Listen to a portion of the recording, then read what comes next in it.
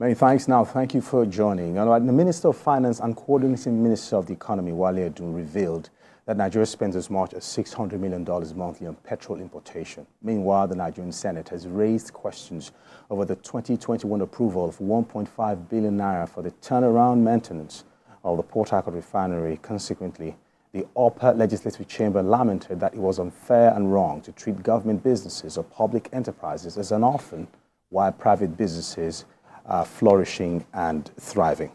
Now, Olufemi, quickly, now, how bad can it get with our refineries hearing this humongous figures, spending $600 million on fuel imports? Now, why did we allow this rot for so long without a workable solution? We've been on this journey for a long time. This didn't start in 2021. From the days of former President Obasanjo through the Yar'Adua era, Goodluck Jonathan, coming to President Buhari, we've had year in, year out, the Nigerian government investing so much in the turnaround maintenance of our refineries. But we have consistently insisted that government have no business, especially when you look at the fact that for over 20 years, we cannot even return one out of the 4 refineries in the country to functional purpose. So why should government continue to invest in a business it has no business in being involved in? And every year you've had, maintain a refinery work by June, then September, then you hear promises of 3 months, 6 months at some point.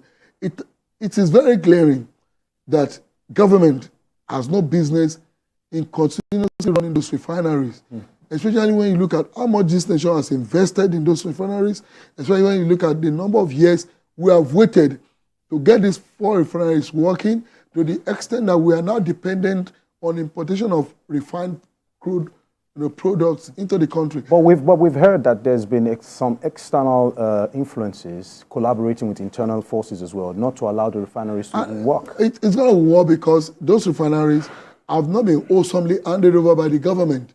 If the government has been courageous enough to privatize those refineries and hand it over for people who can do the business, who are expert in the business, I'm very sure no private investor would allow itself to be manipulated by any external influence when it's out to make profit, when it has invested so much in procuring or acquiring those refineries. But because it is still seen as an asset of the government, because it is still seen as an asset that can be manipulated through some of these influences, that is where we are today. And until government totally removes itself from the administration of those refineries, I don't think those refineries are going to work. We'll come back to if the government can totally, hands off. But Mr. Nelson, very quickly, now the Senate is tending to probe the money spent on the resuscitation of refineries, over $1.5 billion right now.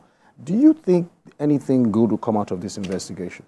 Well, I want to give the Senate the benefit of the doubt. Okay.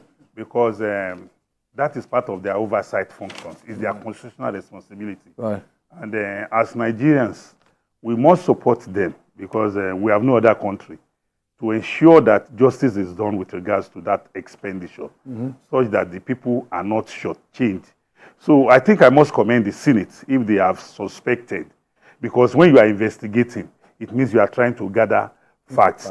And one only hopes that when these facts are gathered and persons or groups or interests that are affected are indicted, are suspected, when you see the light, I hope the Senate will take the whole org of inviting the security agencies and say, look, we have helped you to gather this fact. Continue with the investigation and let the law take its course. Okay, I want to take you up on this. If the Senate is to probe what is on ground at the moment, what areas should they really be looking out for during this investigation? Do you have a hint? Well, I want to believe that the areas they should be looking out for is the area of the expenditure of that money.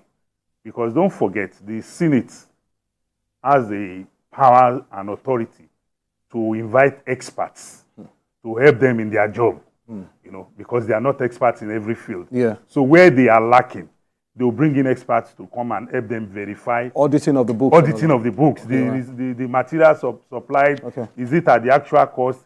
And then, if they have done that, I think the Senate can now petition based on that findings Okay. to the security agencies, because don't forget, the Senate can only investigate and say this is what we have found. They can't prosecute. They can't prosecute. All right. Now, Olufemi, before we round off this topic quickly, now, what structures should be put in place and what penalties should await culprits who would be indicted in this sabotage of refineries? Now, what exactly should be done? You know, it appears that refineries sometimes just have a mind of their own not to work again. So those who actually sabotage these refineries, what penalties should await them if you were to... There are established laws guiding activities, not just of refineries, but institutions of government. I think the current administration of President Bola Tinubu must deepen the conviction of the Nigerian people. But there's been a call for a total, audit of NNPCL as a body. Not just the NNPC, the entire petroleum sector, because it is the petroleum sector is not only regulated by the NNPC, the other regulatory institutions, and there have been a lot of issues around the oil and gas sector in Nigeria over a couple of years. All right. Now that the administration is bringing to fore some of these issues that have been hidden in the oil and gas sector, I think the administration of President Bola Tinubu must deepen its commitment further by ensuring that there are independent auditing, assessment of what has been done in that sector in the past, what is currently going on, because that is going to be a key way in moving forward. I am very sure that if you look at the steps that have been taken over the past couple of months by the administration in repositioning the oil and gas sector, it will not be achievable if the question of transparency and accountability is left behind. The administration is making radical moves at making these refineries work, making the liberalization process work, and getting private sector involvement. But all this will not be fruitful if the administration does not put same energy into ensuring transparency and accountability. So I'm personally of the opinion that as much as the administration of President Bola Tinubu is investing in upgrading, making sure that the oil and gas sector is reformed, it must also deepen the question of transparency and accountability, especially on those steps that have been taken in the past in that just sector. Before I let you off the hook, $600 million spent on fuel importation every month. Now, if these refineries come back to work, are we certain that this monies would drop drastically? It will definitely drop, not even if it's operated by the Nigerian government. Whoever operates the refinery locally, even if it's prioritized, will naturally, reduce whatever is spent on importation of petroleum into Nigeria. All right, let's move on to our final